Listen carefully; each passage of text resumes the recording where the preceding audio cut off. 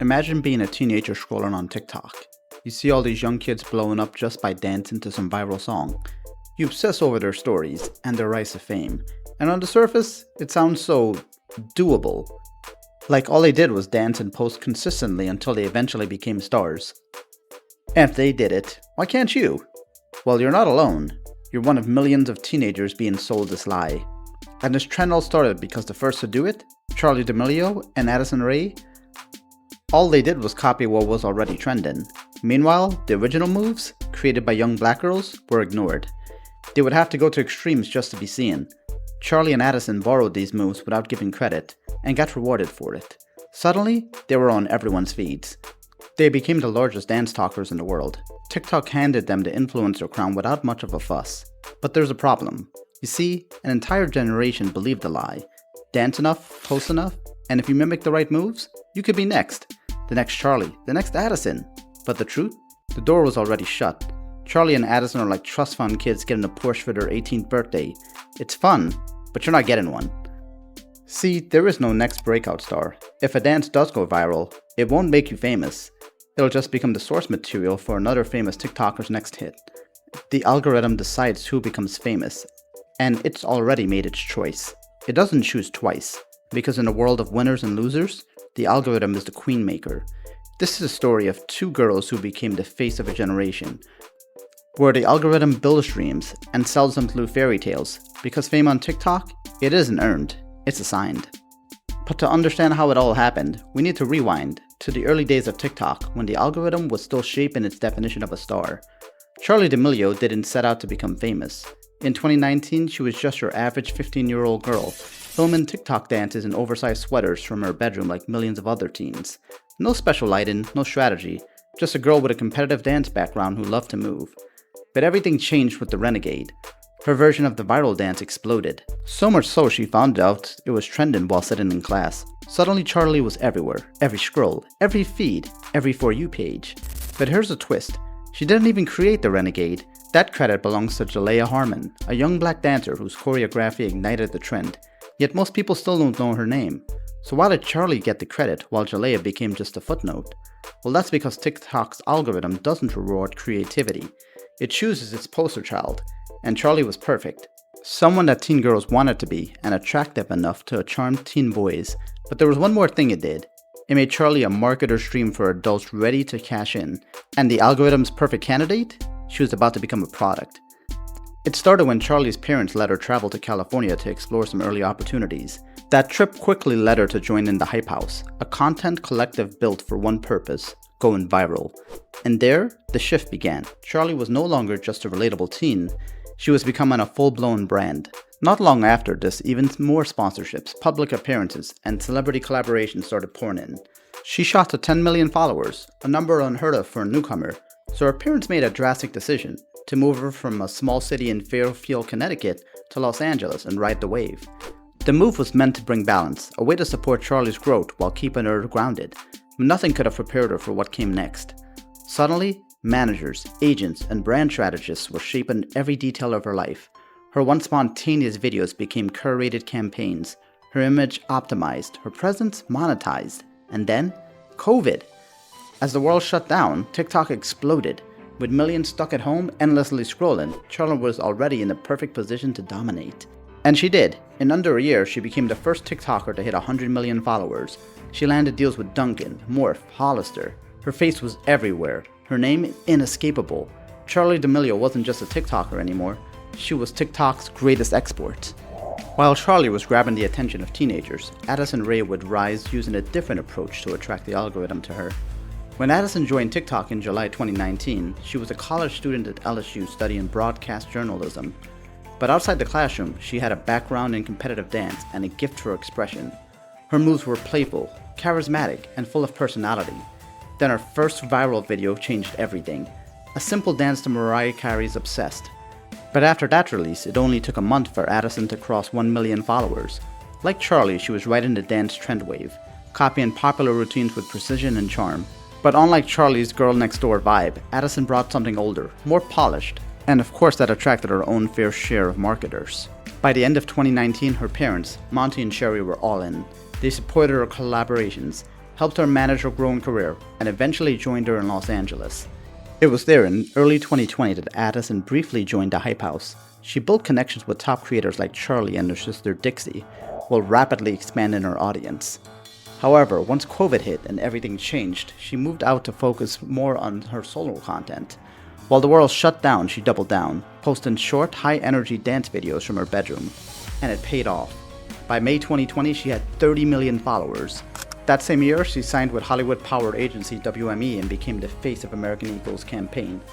Suddenly, Addison wasn't just a TikToker. She was on red carpets, starring in ads, and appearing on national television. She wasn't just going viral anymore, she was becoming a household name. Addison's first public relationship was with fellow TikToker Bryce Hall.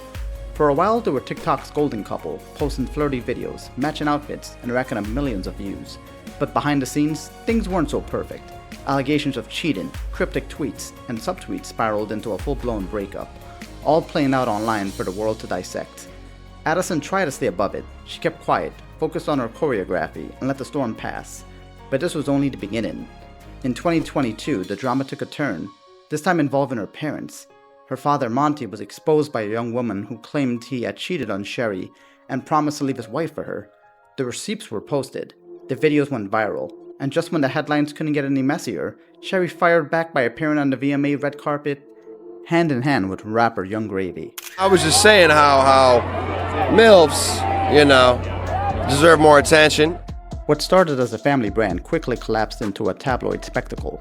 And Addison, she went quiet again. She unfollowed both of her parents on social media. Her once seemingly tight family unit, the same one that helped launch her career, was now unraveling in real time. And their chaos wasn't just embarrassing, it was a liability. Her parents, once a symbol of support, had become a threat, not just to her personal life, but to the brand she had spent years building. Charli may have been the algorithm's golden child, but even she wasn't immune to backlash. In November 2020, her family hosted a dinner with influencer James Charles. It was meant to be a promotional episode for their new reality show, but when the family's private chef served paella, Charli pulled a face and joked about wishing she had more time to hit 100 million followers. The internet didn't like that one bit. Viewers saw her as ungrateful and entitled, and the response was immediate. Charli lost over 500,000 followers in just one day. She apologized on camera, visibly shaken, and maybe it was genuine, but the damage was done. The moment pierced her image. From relatable teen to fame changed her. It was the first time that the fans began to turn on her. Still, the algorithm was in control, and eventually Charli did hit that 100 million mark, becoming the most followed TikToker in the world along with it. But it wouldn't last, because even as the algorithm crowned Charli, the public started to fight back by choosing someone else. And that somebody was Khaby Lame. A quiet, expressive creator from Senegal, Khaby went viral by silently mocking overcomplicated life hacks. No dance moves, no sponsorships, no gimmicks, just raw reactions, honest, funny, and instantly understandable. A new narrative began to take shape. In the comments of nearly every video, users rallied behind Khaby. They wanted him to surpass Charli. And within months, he did. Khaby Lame became the most followed TikTok creator ever, proving that Charli may have been chosen by the algorithm, but Khaby was chosen by the people. Meanwhile, Addison Rae would find herself in her own wave of trouble when old tweets supporting All Lives Matter resurfaced during the height of the Black Lives Matter movement. Many fans were disappointed, stated that someone who benefited from a platform built on black creativity should be more vocal and educated about these issues. Addison, who rarely ever speaks, would address them in an Instagram story where she said, "I owe all of you an apology. 4 years ago, I reposted a message that I didn't fully understand and never meant to hurt anyone. I know how insensitive that was, and I truly regret it." She was late, but this wasn't an isolated incident in many fans' eyes of mixing politics with her branding. Another viral moment came when she was at UFC event of July of 2021, when she greeted Donald Trump, shaking his hand and saying, "It's nice to meet you, I'm Addison." Get the fuck out of the way, man. I'm Addison. Nice to meet you. I have to say hi. Hello. Like, buddy, Nice to meet you. This was met with a wave of backlash, with fans accusing her of aligning herself with a political figure who had been widely criticized for his policies and comments on race, immigration, and women. Both young women were learning quickly that just because they were chosen by the algorithm doesn't mean that the public would support them forever. Remember when Charli got the credit for Jalea Harmon's Renegade dance? Well, the New York Times would expose that story to the public, and soon many other stories like this would follow. From Savage to Up, black creators were setting the trends. But it was the white creators who were blown up from them.